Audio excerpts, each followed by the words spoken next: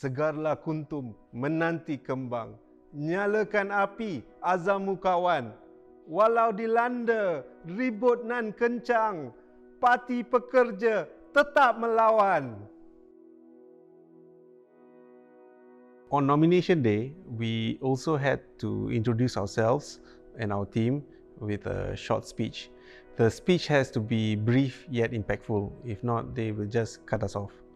In Malay tradition, there is this custom of opening a formal ceremony with a pantun. I came across this pantun by this 60s politician. He had been imprisoned, but despite being in prison, he wrote a pantun saying how despite he's going through hell, he still prays only for heaven for the rakyat or the people. It was a very powerful pantun and it gave me a lot of inspiration because it reminded me that people have sacrificed much more than me and they still keep their fire and their idealism. The pantun itself was a catharsis speaking to my fears and a promise to both myself and the people that I will see this through to the end, no matter what. In the lead up to the last election, it was my first time, so I was actually very scared.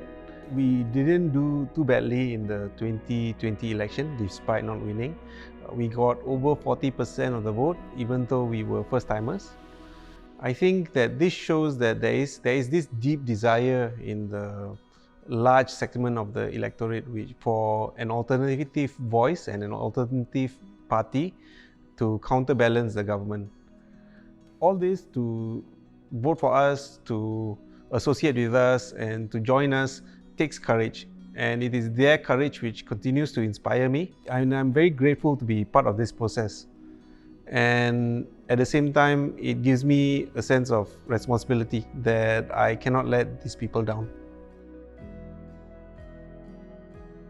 So I think the best version of Singapore is one that allows us to explore various pathways to pursue meaning in our lives. So whether it's to be creative or to help people or to understand the world better, I think that there are two sides of this process. The first is to make sure that the immediate pressures on people are not so great and helping them, be it with the cost of living or the cost of housing.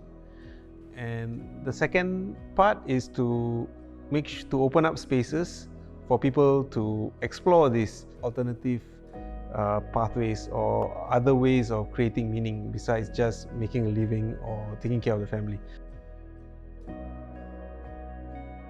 I first connected with my wife on this dating app. I think she was busy at that time, so we lost touch. However, during the 2020 election, she realized that I was running and then she wished me good luck. Even though we lost the election, she was still very supportive. I think although she knew in the abstract, she didn't really know what it meant. To be fair, I did sort of hint to her and warn her during our wedding, where I recited this poem by W.B. Yeats. It's called "He Wishes for the Cloths of Heaven."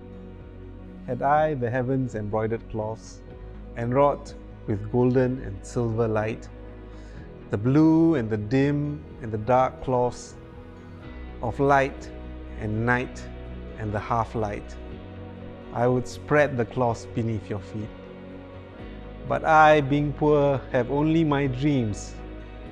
I have spread my dreams beneath your feet. Tread softly, because you tread on my dreams. I don't think it has been easy for my wife at all. I've always had to go and do house visits at night, so she is at home taking care of the kid.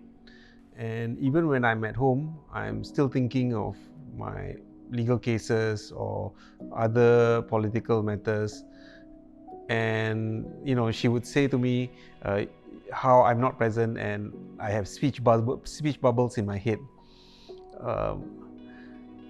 When I go outside and do my house visits, I sometimes would see other families with their kids, and it would remind me of how I'm not with my own kid and how I'm missing out on the time with her.